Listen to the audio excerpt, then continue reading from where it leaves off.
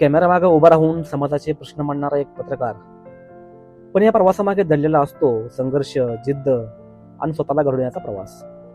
आज आपण जाणून घेणार आहोत अशाच एका प्रेरणादायी प्रवासाबद्दल. नमस्कार, मी गणेश. आपण ऐकत आहात यशस्वी कथा समिती अंश ही पॉडकास्ट मालिका. या मालिकेत आपण विद्यार्थी सहाय्यक समितीच्या माजी विद्यार्थ्यांच्या जीवन प्रवासाबद्दल जाणून घेत आहोत. आज आपल्यासोबत आहेत समितीचे माजी विद्यार्थी आणि सध्या TV9 मराठीमध्ये कार्यरत असलेले पत्रकार लक्ष्मण जाधव सर. लक्ष्मण जाधव सर हे TV9 मराठीमध्ये कार्यरत असून त्यांनी विविध सामाजिक, ग्रामीण आणि शैक्षणिक विषयावर प्रभावी रिपोर्टिंग केले आहे.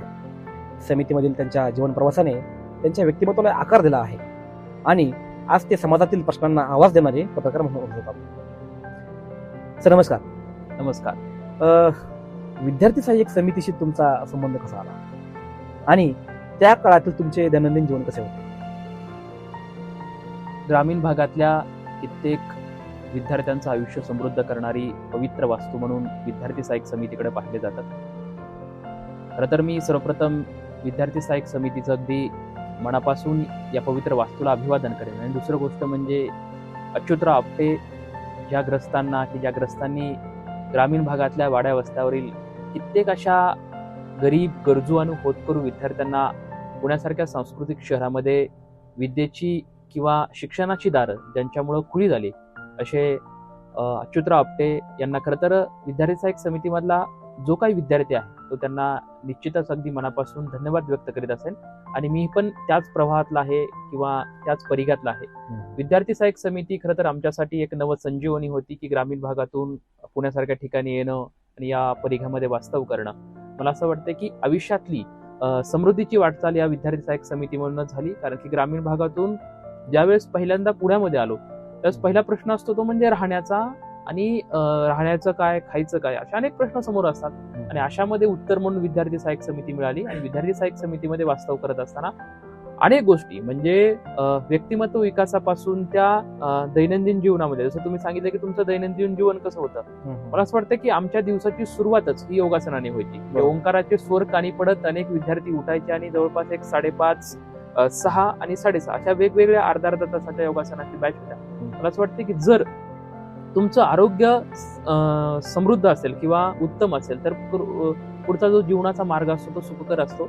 विद्यार्थी सहाय्यक समितीचा हाच मुख्य पाया होता की तुमचं आरोग्य, त्याचबरोबर ती म्हणजे नुसतं शारीरिक आरोग्याबरोबर तुमचं वैचारिक आरोग्य सुद्धा चांगलं पाहिजे. आणि यासाठी विद्यार्थी सहाय्यक समिती सातत्यानं काम करत आहे. मग दिवसाची सुरुवात आमची खरं तर योगासनाने व्हायची. योगासनाची झाल्याच्या नंतर म्हणजे सकाळी वेगवेगळी कामं असायची. म्हणजे जसं की कमवा शिकाई योजना त्या माध्यमातून वेगवेगळ्या विद्यार्थ्यांना दिलेली कामं असायची. म्हणजे परिसर स्वच्छता असेल किंवा वेगवेगळ्या बाबतीत प्रत्येकांना ती कामं देऊ वाटप दिलेलं असायचे. पण मला असं वाटतं की विद्यार्थी सहाय्यक समितीमध्ये सर्व विद्यार्थ्यांना एक एकोप असायचा. महाराष्ट्राच्या कानाकोपऱ्यातून वेगवेगळे जिल्हे असतील, वेगवेगळे तालुके असतील, अशा भागातून आलेले सर्व विद्यार्थी होते. त्याच्यामुळं साहजिकच प्रत्येकाचा एकोपा, एकत्रित जेवण करणं आणि त्यानंतर दैनंदिन म्हणजे जे कॉलेज असेल ते कॉलेज पूर्ण करणं, परत संध्याकाळी येणं. शनिवारी सायंकाळी एक प्रार्थना व्हायची, त्या निमित्तानं तिथे एकमेकांची चर्चा. पण एक असं झालं की वेगवेगळ्या शाखेचे वेगवेगळ्या भागातले विद्यार्थी आणि त्यातून एक मैत्रीचं सहसंबंध जे आहे ते एवढे घनिष्ठ बनले गेले. आज जरी विद्यार्थी सहाय्यक समितीच्या बाहेर पडलेले विद्यार्थी असेल तरी मैत्रीतला एकोपा किंवा मैत्रीतलं जे हे बंध आहे ते मात्र आणखी कायम टिकून आहेत असं मला वाटतं. समितीच्या काळामध्ये तुम्हाला म्हणजे संघर्ष करावा लागला हे तर मान्य आहे, परंतु अशा कुठल्या गोष्टी आहेत की तुम्हाला तिथे अडचणी आल्या? म्हणजे समितीमध्ये वास्तव करत असताना एकतर ग्रामीण भागातून पुण्यामध्ये येणं आणि आल्याच्या नंतर महत्वाचं म्हणजे आज मी TV9 मराठी सारख्या एका अग्रगण्य अशा वृत्तवाहिनीमध्ये काम करतोय. परंतु ज्यावेळेस मी पुण्यामध्ये आलो, पुण्यामध्ये येत असताना इथलं पुण्यातलं वातावरण त्यावेळेस बघून असं वाटायचं की अरे ग्रामीण भागातून आलेला मी आपला या ठिकाणी निभाव लागतोय का, हा प्रश्न मनामध्ये सातत्याने घोळत असायचे. कारण की ज्यावेळेस इथले मुलं बघितले म्हणजे पुण्यामध्ये महाविद्यालयामध्ये शिकत असलेले काही विद्यार्थी असेल किंवा या शहरातली काही ज्यावेळेस लोकांसोबत संबंध यायचा ज्यावेळेस यांची प्रमाण भाषा होती की अगदी शुद्ध आणि अस्खलित मराठी ते बोलायचे. मात्र मी ग्रामीण भागातून आल्याच्या नंतर मपलं, तुपलं, झाडावरती यंगलं, म्हणजे हे जे काही ग्रामीण भागातले शब्द होते त्या शब्दांवरती म्हणजे ही एक प्राथमिक स्टेज होती, मला वाटतं ती प्राथमिक पायरी होती. मात्र या गोष्टीवरती सातत्यानं काम करत करत मला असं वाटतं की विद्यार्थी सहाय्यक समितीमध्ये वास्तव करत असताना मी प्रचंड वक्तृत्व स्पर्धा असेल, वादविवाद स्पर्धा असेल, कथाकथन स्पर्धा असेल किंवा ग्रुप डिस्कशन असायचं आणि वेगवेगळे कार्यक्रम असेल. या कार्यक्रमामध्ये निवेदनाची संधी मला व्यासपीठ मोठ्या प्रमाणात विद्यार्थी सहाय्यक समितीमध्ये मिळालं आणि त्याच्यामुळे माझ्या व्यक्तिमत्व विकासाचा एक पाया भक्कमपणे तिथं रोवला गेला. आणि मला असं वाटतं की आज ज्यावेळेस मी माध्यमामध्ये जरी काम करत असतो तरी मला कुठलीही अडचण येत नाही, कारण की ज्या काही पहिल्या अडचणी होत्या त्या अडचणीवरती मात करण्यासाठी समितीने बळ भरलं. म्हणजे सुरुवातीला अडचण अशी यायची की महाविद्यालयामध्ये जात असताना सुद्धा त्या विद्यार्थ्यांसोबत आपलं म्हणजे बाकीच्या सहकाऱ्यांसोबत आपलं जमेल का, त्यांच्यासोबत आपण ऍक्सेप्ट होऊ का, म्हणजे हा एक न्यूनगंड मनात असायचा. दुसरं म्हणजे आर्थिक चणचण असायची की त्यावेळेस एवढ्या मोठ्या प्रमाणे ग्रामीण भागातून आई वडील शेतकरी वर्गातील किंवा शेतकरी कुटुंबातून असतातून एवढा पैसा मिळायचा नाही. त्यामुळे कधी कधी असं व्हायचं की कॉलेजमध्ये गेल्याच्या नंतर अनेक विद्यार्थी गॅटिंग मध्ये जायचे किंवा त्यांच्या पद्धतीने ते पैशाची जे समजा त्यांना जे घ्यायचं तसं म्हणा, पण आपल्याला असं व्हायचं की अरे आपल्याकडे थोडेच पैसे आहेत, मग आपण त्यावरतीच भागवायचं. म्हणजे अशा परिस्थितीचा तो काळ होता. पण मला असं वाटतं की मनातली जर तुमच्या जिद्द असेल, कष्ट असेल आणि चिकाटी आणि काम करण्याची जी प्रामाणिक इच्छा असेल त्यावेळी यश नक्की मिळतं. मला असं वाटतं की मी हे मनामध्ये जपलं की आपल्याला काहीतरी करायचंय. माझ्या डोळ्यासमोर सातत्याने आई वडील असायचे किंवा आई वडिलांचं कष्ट असायचं. त्यामुळे मी मनात हे ठरवलं की जरी मी ग्रामीण भागातला असेल किंवा ग्रामीण मातीतून आलेला असतो तरी पण मला असं वाटतं की आमच्याकडे कसं असतं की माळरानावरती पाणी नसलं तरी एखादा जर बी त्यामध्ये माळामध्ये म्हणजे त्या मातीमध्ये टाकलं तरी पण त्या मातीला बाहेर करून ते उगवतं. आणि ग्रामीण भागात तर असे शेतकऱ्याचं असतं की जसं भाजीमध्ये भाकर कुस्करतात, मला असं वाटतं की जरी संकट आली तरी त्या संकटांना कुस्करण्याची सवय त्या शेतकरी बापाकडे आहे म्हणल्यानंतर साहजिकच ती पोराकडे पण येणार.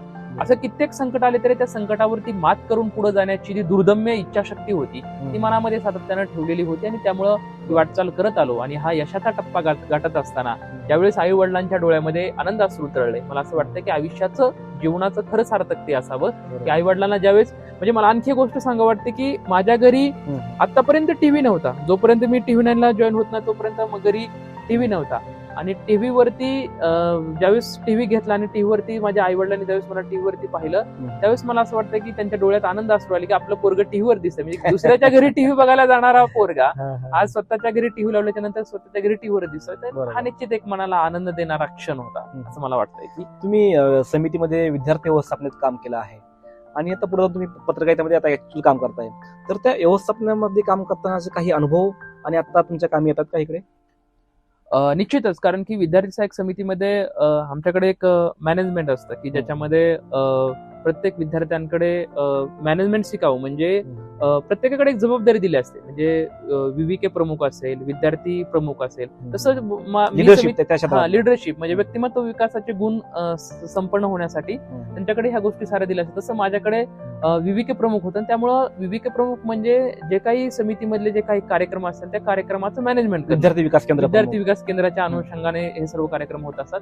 त्यामुळे एखाद्या मान्यवरांना आमंत्रित करण्यापासून तो प्रवास सुरू व्हायचा, ते सर्व कार्यक्रम कसं नियोजन करायचं आणि त्यामुळे साहजिकच ह्या सर्व गोष्टी आहेत त्या उत्तमरित्या पूर्ण आल्या. त्यामुळे ते जे गुण आहेत ते माझ्यामध्ये तिथं मला शिकायला मिळाले. आज ज्यावेळेस मी काम करतोय तर त्याचा निश्चितच फायदा या सर्व गुणांचा होतो, कारण की छोट्या कार्यक्रम एखाद्या मान्यवरांना आमंत्रित करण्यापासून तो कार्यक्रम करेपर्यंत हे सर्व गुण तिथं शिकायला मिळाले. याचा फायदा आज काम करत असताना होतोय. कसं ग्रामीण भागात एखादा विद्यार्थी येतो आणि पुढे जाऊन BA सोशलॉजी करतो, MS सोशलॉजी करतो आणि अचानक पुढे पत्रकारितेकडे वळण्याचा निर्णय घेतो, तर तो तुमचा काय कसं काय तुम्ही आले? पत्रकारितेची मुळात मला पहिल्यापासून आवड होती. मी ग्रामीण भागात जरी असलो तरी ज्यावेळेस टीव्ही हे माध्यम घरामध्ये नसलं तरी आज दुसऱ्याच्या घरी जाऊन टीव्ही बघताना साहजिकच ह्याबद्दलची आवड प्रचंड मनामध्ये होती. मी ज्यावेळेस शाळेमध्ये सायकलवरून दुसऱ्या गावात म्हणजे ज्योतिबाची वाडी, धाराशिव जिल्ह्यात भूम तालुक्यात ज्योतिबाची वाडी हे माझं गाव, म्हणजे 7वी पर्यंत शिक्षण गावात झाल्याच्या नंतर 8वी 9वी 10वीला आम्हाला शेजारच्या गावच्या पकुडच्या शाळेमध्ये जावं लागायचं. सायकलवर जात असताना मी माझे सहकारी जे सोबतचे मित्र होते त्यांना मी असं करायचो की एखाद्या स्टुडिओमध्ये तुम्हाला बोलवलंय आणि मी तुमची मुलाखत घेते. मला असं वाटतं की विद्यार्थी दशेपासून जी माझ्या मनात पत्रकारिता रुजली होती किंवा मी ती जपली होती ती मी करत असतो. पण भविष्यात असं पाहिलं नव्हतं की मी एखाद्या चांगल्या मोठ्या माध्यमामध्ये जाऊन काम करेन. पण हा प्रवास तिथपासून सुरू झालेला होता आणि ह्या गोष्टी करत असताना मला प्रचंड आवड होती. पण मला असं वाटतं की त्याला मार्गदर्शन करणारा कोणी नव्हतं. ज्यावेळेस माझं 12वी सायन्स झालं तर माझ्या मनात असं होतं की मला मेडिकल फील्डकडे जायचं. पण पुण्यामध्ये आल्याच्या नंतर ज्यावेळेस विद्यार्थी सहाय्यक समितीला प्रवेशासाठी ज्यावेळेस मी मुलाखत देण्यासाठी गेलो आणि तिथेच मला खरं तर पत्रकारितेचा मार्ग सापडला. विद्यार्थी सहाय्यक समितीच्या मुलाखतीमधूनच असं कळलं की पत्रकारितेचं एक कॉलेज असतं. आजही ग्रामीण भागात मास मीडिया जर्नलिझम म्हणजे काय हे माहित नसतं किंवा तिथल्या लोकांना सांगायला. माझंही तसंच झालं की ग्रामीण भागातून आल्याच्या नंतर या क्षेत्राबद्दलची एवढी माहिती नव्हती. बरोबर. पण पुण्यात समितीमध्ये मुलाखत घेत असताना या सर्व गोष्टी त्या ठिकाणी कळल्या आणि मी टिळक महाराष्ट्र विद्यापीठामध्ये मी खरं तर प्रवेश निश्चित केला आणि तेव्हापासून तो माझा पत्रकारिता शिक्षणाचा तो प्रवास सुरू झाला आणि त्यानंतर एक एक टप्पा करत करत मी पत्रकारिता क्षेत्रामध्ये आलो आणि पत्रकारिता क्षेत्रामध्ये आल्यानंतर आणखी अनुभव जो आहे तो अधिक समृद्ध होत गेला मला असं वाटतं.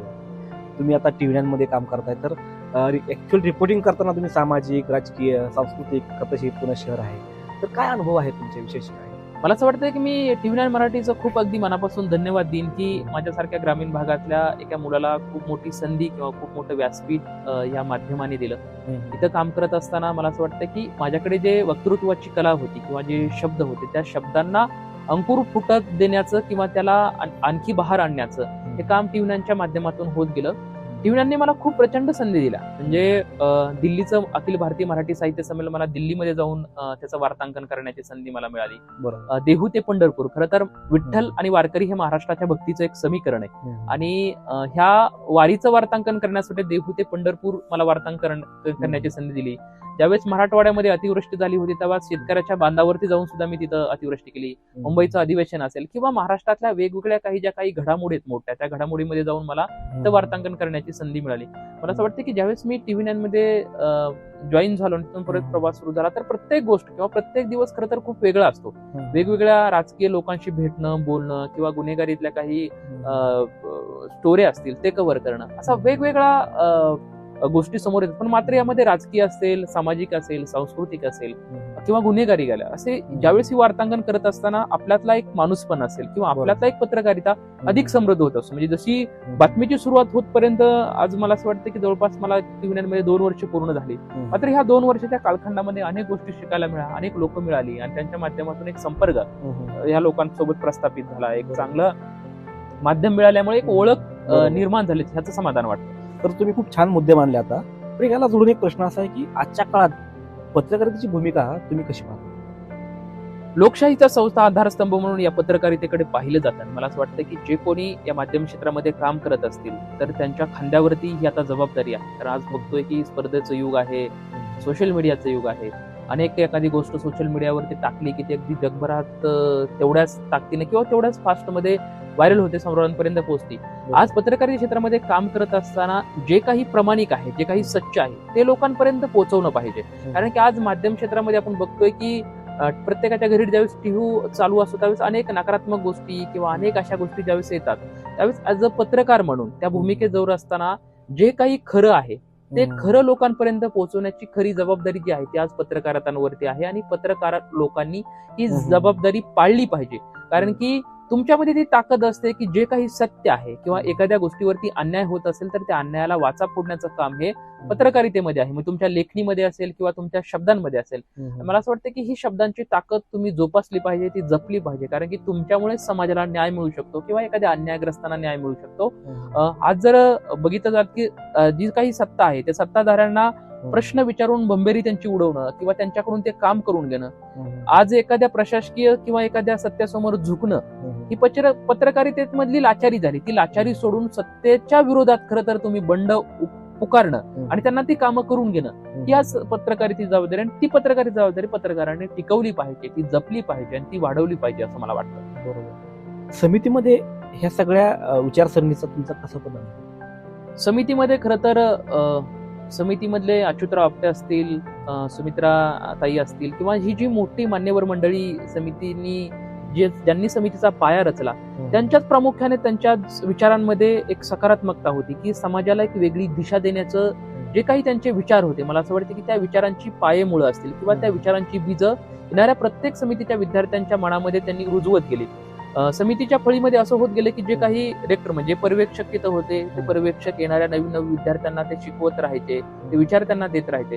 मला असं वाटतं की महाराष्ट्राच्या कानाकोपऱ्यातला जो काही समिती परिवारातला विद्यार्थी आहे, आज समिती प्रत्येकांना चॅलेंज देते की आमच्या समितीच्या परिघामध्ये आलेला विद्यार्थी, अशी तुम्ही एकही केस दाखवा की समितीमध्ये तो विद्यार्थी आलाय, प्रवेश घेतलाय आणि तो बाहेर पडल्याच्या नंतर तो फेल झालाय, अशी एकही चुकूनही केस तुम्हाला सापडणार नाही. की प्रत्येक क्षेत्रामध्ये मला असं वाटतं की समितीच्या कुठे ना कुठे तो प्रत्येक यशस्वी झालेला आहे. कुठल्याही क्षेत्रात जरी असेल तर आपल्या कार्यकर्तृत्वाचं नाणं त्यांनी खणखणी ठेवलंय. त्याचं मुख्य पाया म्हणजे विचार आहेत. कारण हे विचार मूळ गाभा की मातीशी जोडणारे किंवा जमिनीवरती ठेवणारे मूळ होते. मला असं वाटतं की त्याच्यामुळे कदाचित ही विद्यार्थी सहाय्यक समितीचे विद्यार्थी जे आहेत ती यशस्वी शिखराकडे भरारी घेऊ शकले. समितीचे असे कोणते संस्कार आहेत आणि मूल्य आहेत की ते आजही तुमच्यासोबत कायम आहेत?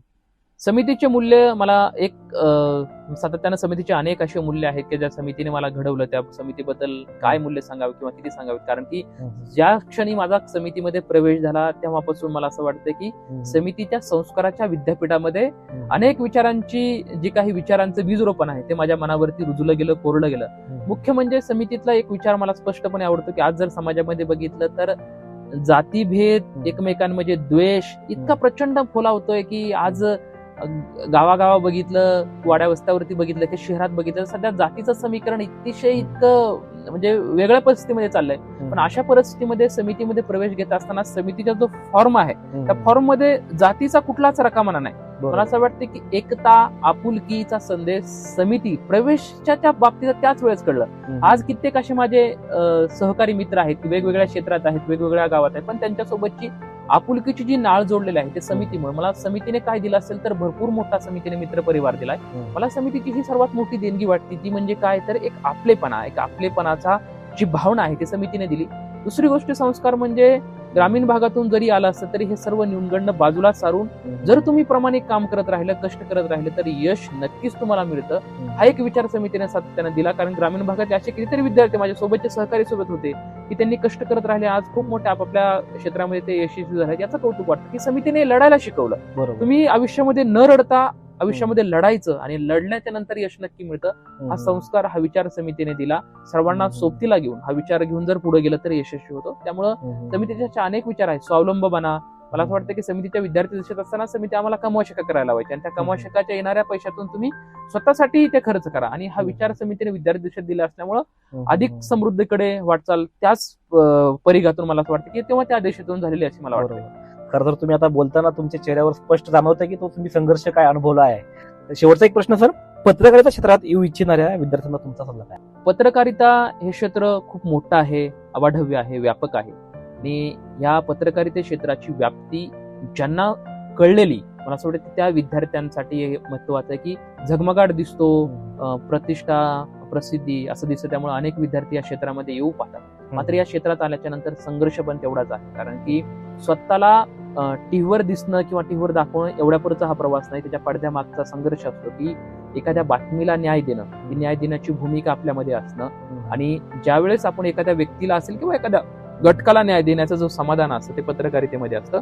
मात्र या पत्रकारितेमध्ये येत असताना महत्वाची गोष्ट असेल की तुमच्याकडे त्या बाबतीतलं अभ्यास किंवा तो कंटेंट तुमच्याकडे असला पाहिजे. फक्त मला पत्रकारिता शिकायची आणि मला यायचंय एवढ्यापर्यंत मर्यादित नाही. पत्रकारिता क्षेत्रामध्ये आले तर तुमच्याकडे सहनशीलता असणं खूप गरजेचं. कारण पटकन तुम्ही कॉलेज झालं आणि लगेच तुम्हाला यश मिळेल किंवा लगेच एखाद्या मोठ्या चॅनलमध्ये काम करताना असं होणं अशक्य आहे. कारण की जागा खूप कमी असतात. कॉलेजमधून दरवर्षी विद्यार्थी पडणारे हजारो असतात. त्याच्यामुळे ते पेशन्स तुमच्याकडे असलं पाहिजे, सहनशीलता असली पाहिजे. आणि या क्षेत्रात आल्याच्या नंतर लगेच यश येईल किंवा असं पण नाही. तुम्हाला खूप कष्ट करावं लागतं, स्वतःची ओळख निर्माण करावं लागते आणि त्याच्यानंतर तुम्हाला कुठेतरी यश मिळतं. आणि ती यश तुम्हाला टिकवणं पण तेवढंच गरजेचं आहे असं मला वाटतं. धन्यवाद सर. तुमचा प्रवास खरोखर प्रेरणादायी आणि अभिमानास्पद आहे. संघर्षातनं पुढे येत समाजासाठी काम करणारा पत्रकार होणं ही गोष्ट अनेक विद्यार्थ्यांसाठी प्रेरणा देणारी आहे. आपण वेळ दिल्याबद्दल आपला धन्यवाद सर. श्रोत्यांनो, ही होती यशस्वी कथा समितियन्स या मालिकेतील आणखी एक भेट. अशाच कथा ऐकण्यासाठी आम्हाला फॉलो करा. धन्यवाद.